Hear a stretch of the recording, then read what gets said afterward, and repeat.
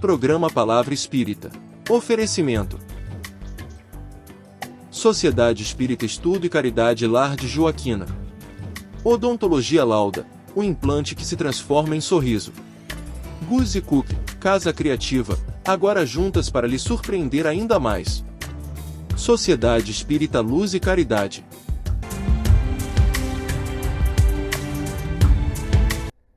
Olá para você que me assiste.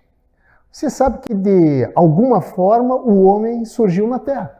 Acho que quanto a isso ninguém tem dúvida. A grande dúvida, porém, é saber como o homem surgiu na Terra. Pois esse vai ser o meu comentário de hoje, ou seja, quem é que tem mais chance de estar com a razão? A Bíblia, que diz que a raça humana surgiu através de Adão e Eva, lá no paraíso terrestre, teoria bíblica conhecida como criacionismo, ou através da teoria de Charles Darwin, o naturalista inglês, que disse que o homem surgiu através da evolução das espécies. Teoria essa conhecida como evolucionismo. Enfim, quem é que está com a razão? A Bíblia ou Charles Darwin? E você, está mais para Adão e Eva ou mais para Charles Darwin? Pois é sobre isso que eu vou falar hoje. E com essas palavras estou iniciando mais um programa Palavra Espírita pela TV Santa Maria. TV Santa Maria, canal 19 da NET, mais um programa Palavra Espírita. Agradecendo, como sempre faço, agradecendo aos nossos apoiadores culturais, Sociedade Espírita, Estudo e Caridade Lar de Joaquina, Odontologia Lauda, o implante que se transforma em sorriso, Guzzi Cook, Casa Criativa, agora juntas para lhe surpreender ainda mais, e Sociedade Espírita Luz e Caridade, a CELC, situada na rua João Schwetz, número 181, no bairro Rossato, aqui em Santa Maria. Dito isto, agora sim inicio o meu comentário para dizer que a última pesquisa acontecida no Brasil sobre criacionismo e evolucionismo, que vai ser o nosso tema de hoje, foi realizada pela Datafolha somente no ano de 2010, ou seja, há 15 anos atrás, e mostrou que 59% dos brasileiros acreditam na evolução das espécies ao longo de milhões e milhões de anos, a partir da sua forma mais simples, ou seja, concordam com a teoria de Charles Darwin, contra 25% dos que são adeptos do criacionismo, ou seja, que acreditam que a vida foi criada por Deus lá no paraíso terrestre, já em sua forma atual, ou seja, sem evolução, e que a Terra tem poucos milhares de anos, em torno de 10 mil anos. Esses que acreditam assim também acreditam que Deus criou o mundo em 6 dias e descansou no 7º. Criou o homem do barro e a mulher de uma costela desse homem e os colocou no paraíso terrestre para serem felizes para sempre, desde que não comessem o fruto proibido. O final desta história, logicamente, quase com certeza, você já sabe qual foi. Mas vale repetir rapidinho. A coitada da Eva, induzida pelo demônio disfarçado de serpente, foi convencida a comer a maçã. E como se não bastasse, ela, a Eva, convidou o seu companheiro, o Adão, que também comeu, e ambos, por desobediência, foram expulsos do paraíso. Nesse pequeno início da história da humanidade, segundo a doutrina criacionista, fica uma grande pergunta que até o momento ninguém explicou, que é como que o demônio disfarçado de serpente conseguiu entrar no paraíso terrestre sem ser percebido. Seria ele, o demônio, mais inteligente que o próprio Deus? Ou houve falha na segurança do paraíso? Ao que tudo indica, sim, pois arruinou para sempre a obra mais nobre da criação, o homem, fazendo com que todos os seus descendentes, os descendentes de Adão e Eva, segundo essa teoria, que somos, aliás, todos nós, nascêssemos sem culpa nenhuma com a mancha do chamado pecado original. Outra coisa que ninguém explica é que se o inferno já existia ou se foi criado depois. Não se sabe, pois nenhum adepto da teoria criacionista até hoje conseguiu explicar se o inferno já existia ou se foi criado depois para receber as almas pecadoras condenadas ao fogo eterno por culpa de quem? De Adão e Eva. Eu poderia enumerar aqui uma série de outros aspectos curiosos e sem nenhuma racionalidade, sem nenhuma explicação lógica, que não se sustentariam perante uma análise fria, criteriosa e sem, logicamente, o ranço religioso.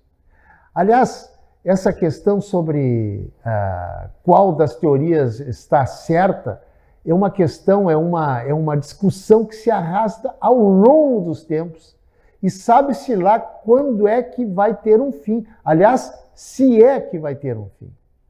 Ainda bem que hoje, felizmente, ninguém mais é condenado à morte por discordar das teses oficiais das religiões, pelo menos na maioria dos países do mundo ocidental, claro, que com algumas exceções ainda existem. Nesse lado, no lado de cá do mundo, no nosso lado, a gente já conseguiu o direito não só de pensar diferente, mas também de falar abertamente e assumir novas posições. Digo isso porque alguns poucos séculos atrás, homens e mulheres morreram ou foram humilhados e obrigados a se retratarem por discordarem das ideias religiosas vigentes na época. Os mais famosos, esses homens mais famosos, foram pela ordem cronológica. Primeiro, Nicolau Copérnico, era um astrônomo e matemático polonês que, sabendo que estava no final da vida, publicou uma obra afirmando que a Terra não era o centro do universo, mas apenas mais um planeta a girar em torno do Sol. O segundo a contestar as ideias predominantes na sua época, e que não teve, aliás, a mesma sorte de Copérnico, pois foi queimado na fogueira em praça pública como herege, foi queimado pela Inquisição, foi o filósofo italiano chamado Giordano Bruno, que ousou, além de defender que a Terra não era o centro do universo e que a Terra girava em torno do Sol. Ele defendeu e também que o universo era infinito e não restrito a um céu de estrelas fixas. Além disso, esse corajoso diz também que além do nosso planeta deveriam existir outros também habitados na infinidade dos cosmos. E o que aconteceu com ele? Foi para a fogueira. O terceiro e mais famoso de todos os contestadores foi Galileu Galilei, que só não reafirmou a teoria de Copérnico ao também defender que a Terra não era o centro do universo, como também afirmou, baseado em observações, através de um telescópio que ele mesmo construiu, que a superfície da Lua, continha imperfeições. Galileu Galilei só não foi para a fogueira porque se retratou publicamente, negando as suas afirmações. Logicamente que não por convicção, mas por medo de morrer. A verdade, como muitas vezes acontece, demorou, mas acabou se impondo de forma insofismável e incontestes aos donos da verdade. Pois no final do século XV e início do século XVI, através das viagens de Vasco da Gama, Cristóvão Colombo e fundamentalmente pela circunnavegação através do globo do português Fernão de Magalhães, acabou-se definitivamente com a teoria oficial daquela época de que a Terra era plana. Se não estou enganado, no ano de 1923, um adventista do sétimo dia, chamado George Price, escreveu no seu livro A Nova Geologia, afirmando que os fósseis, inclusive os dos dinossauros encontrados hoje pelos arqueólogos, são o que restou dos corpos dos animais que Noé não conseguiu embarcar a tempo na arca antes do dilúvio. Depreende-se que, segundo esse escritor, todos os processos descobertos e empregados pela moderna ciência, hoje para se chegar à idade dos fósseis, como, por exemplo, o carbono 14, e outras técnicas ainda mais sofisticadas que existem hoje, são uma farsa. Em outras palavras, os fósseis dos dinossauros não teriam os milhões de anos que a ciência apregoa, e sim não mais do que 10 mil anos. O que você acha disso? Já que eu falei em dinossauros, por falar neles, algumas diferenças chamam a atenção entre as duas teorias, a criacionista e a evolucionista. Mas uma, sobremaneira, é a que mais diferencia uma da outra. Ou seja, enquanto a teoria evolucionista depende que o homem e os seres vivos são o resultado de um demoradíssimo, mas gradativo processo de transformação ao longo dos bilhões de anos, a teoria criacionista defende o argumento de que o homem e os seres vivos foram criados por Deus na sua forma atual nos últimos 10 anos, inclusive os dinossauros. Isso serve para nos demonstrar como ainda hoje, em pleno século XXI, existem pessoas que simplesmente não só não admitem acreditar em certas evidências, como sequer aceitam como verdadeiras as novas descobertas científicas, fruto do estudo aprofundado dos homens em todos os segmentos da ciência. É verdadeiramente incrível essa realidade, mas ela está aí, posta e bem à nossa frente. Isso, aliás, nos mostra de forma muito clara como o homem, em termos de assuntos religiosos, ainda hoje tem medo não só de encarar certos assuntos, como também discuti-los abertamente, ou seja, o homem ainda hoje tem medo de estar desafiando Deus. Tudo isso porque ainda hoje, volto a repetir, em pleno século XXI, tem muita gente que personifica Deus como aquele velhinho de barbas brancas e com ar de cansado e mais ainda, com cara de poucos amigos, que fica sentado lá em cima nas nuvens, gerenciando tudo o que acontece aqui na Terra. Talvez você não saiba, e isso também é impressionante, mas nos Estados Unidos da América, a crença criacionista é tão forte que aproximadamente 130 milhões de americanos acreditam piamente que Adão foi criado por Deus a partir do barro, há cerca de 10 mil anos, e que Eva originou-se de uma costela de Adão. Ou seja, aceitam sem nenhuma contestação e ao pé da letra o texto bíblico, ignorando, eu estou falando lá dos Estados Unidos, ignorando as descobertas que a moderna arqueologia realiza a quase todo dia sobre a evolução do homem. Se formos enveredar pelo pensamento muçulmano, a coisa não muda muito de figura, pois eles também acreditam que as escrituras deles, o Alcorão, deve ser entendido de forma literal, ou seja, exatamente como está escrito. Acreditam inclusive, ser verdadeiro pelo simples fato de estar escrito. E, se está escrito, tem que acreditar.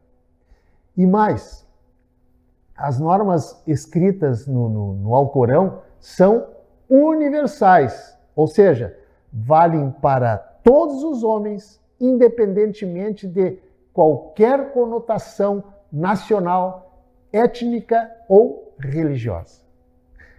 O radicalismo islâmico explica-se, dá para acreditar, de certa forma, por razões políticas e sociais, pois a maioria dos países muçulmanos está, digamos, à margem do processo de globalização e, por via de consequência, isolados e impedidos de receberem novas culturas, novas linhas de pensamentos e, por isso, sem condições e nem possibilidades de tomarem conhecimento das novas descobertas científicas que acontecem aqui do outro lado do mundo.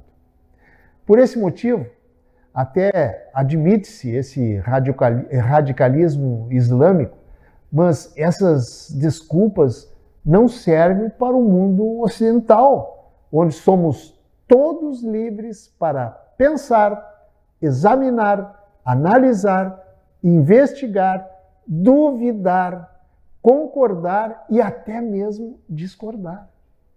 E mais ainda, até mesmo discutir. E você que mora aqui do lado de cá do planeta, aqui do lado do mundo ocidental, no mundo da internet, no mundo da clonagem e da instantaneidade, qual das duas teorias você julga ser a mais provável de ser a verdadeira?